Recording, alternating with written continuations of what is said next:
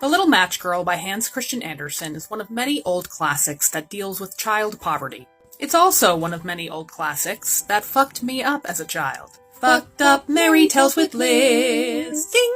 It's Christmas time! Let's get depressed. It was an incredibly cold New Year's Eve. Snow was thick on the ground, and the sun was setting. Outside on this cold, gloomy night was a little girl. She had no hat and no shoes, and she wasn't allowed home before she'd made her living for the evening, selling matches to people on the streets. She stumbled about on feet that were certainly frostbit. Her pockets were completely bare, as no decent citizen would buy a match from her or give her any change.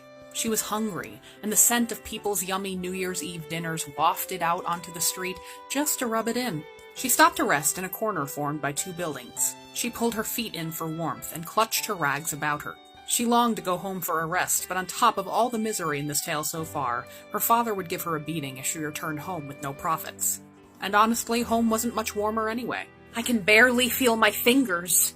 Surely Daddy won't mind if I warm them with one match. She lit one of her long-stemmed matches and gathered her hand about the flame. I see a great iron stove with a roaring fire. How warm and comfy it is! Let me stretch out my feet toward it. Oh!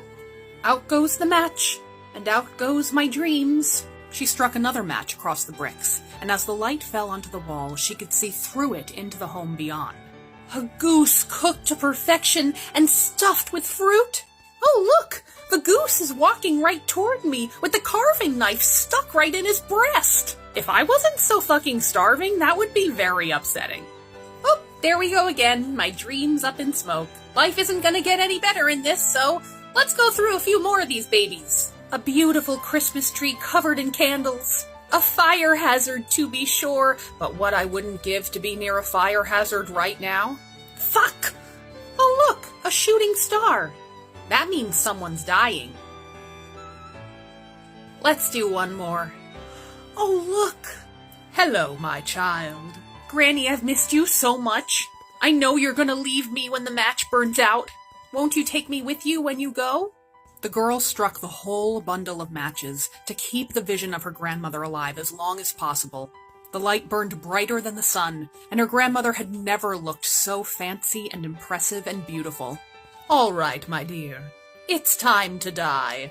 Honestly, yay! I think you'll like my friend God. He's a cool dude. Heaven rocks! The New Year's sun rose on this little girl, smiling but frozen to death. Oh my God, Gerald, a little girl frozen to death right on the street! Gross, let's get out of here. The end. Well, if it isn't Hans Christian Andersen with a new story for us to print. It's a Christmas story called The Fir Tree. A feel-good holiday story from the point of view of old Tannenbaum. It's actually more of a study of man's inability to appreciate what he has when he has it, only to realize his best years are past him on the fiery precipice of death. Of course it is. Fucked Up Fairy Tales with Liz. Ding! Way out in the thick of the forest grew a pretty little fir tree. Now the forest was a swell place to live, and everyone who looked upon the fir tree admired it. But the fir tree was not satisfied. If only I were as tall as all the other trees. And the fir tree fixated on this thought, making himself miserable. One autumn, some lumberjacks came by and began hacking down some of the tallest trees, taking off their branches completely. What the hell is happening to those guys? They're going to be turned into masts for ships that sail out to sea. Oh man, no fair! I wish I was tall enough to go to sea.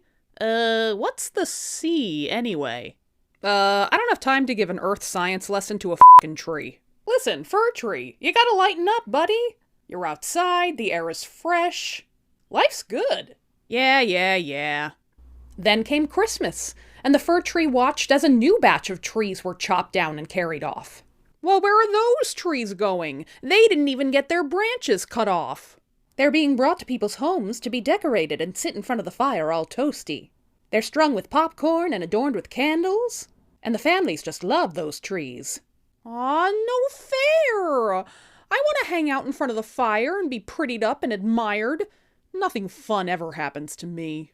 I think you're beautiful as you are, Fir Tree. Yeah, well, what the do you know, you dumb hick? Fir Tree, my dude, you gotta alter your perspective. You don't want to be stuck inside?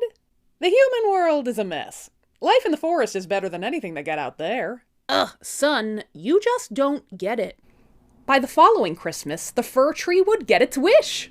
But wouldn't you know it, the minute that axe hacked into its trunk... Oh my god, the pain! It forgot about all of its wishes to be decorated and admired. Aw, no fair! Now I'll never see my friends the birds and the flowers and the shrubs ever again.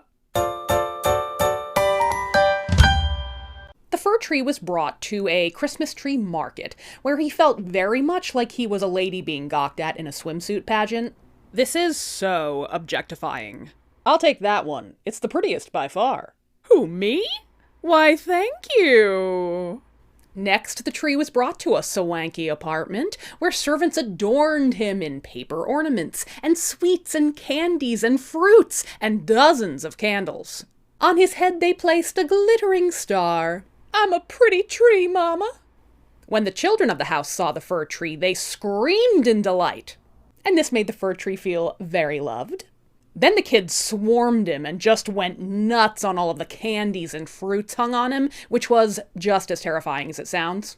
But by the end of the night, the evening had quieted down, and the family patriarch sat down with the kids under the tree to tell them stories, including a version of Humpty Dumpty where Humpty Dumpty marries a princess. Aw, no fair! I want to fall off a wall and marry a princess. This f***ing guy. The fir tree had to admit it was a pretty great night, and he looked forward to it happening all over again tomorrow. So you can imagine his surprise when the next day, the servants picked him up and dragged him cruelly to a dark alley. What the hell is happening now? Are they putting me away so they can plant me again in the spring? That is such a good idea. Hello! Mind if we shack up in your branches for winter? Yeah, sure, why not? So where did you come from, old fir tree? Okay, first of all, I am not old. I am in the prime of my life. Secondly, I came from a forest where the sun warmed my branches. A rabbit used to hop around me. Wow, that sounds great. What other stories do you have for us? Well, then a family took me home and decorated me and loved me for a whole 24 hours. How fantastic for you! More! More! Once there was this guy named Humpty Dumpty who fell off a wall but married a princess. These stories are stupid. The fir tree's branches dried out and faded to a dull yellow.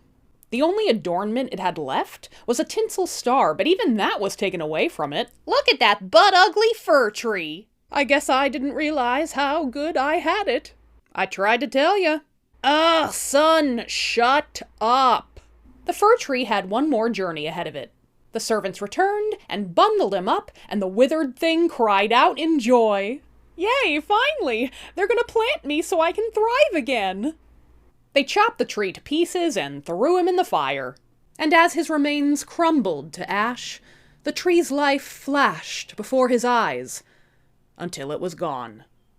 And, that's the end, folks. Merry Christmas!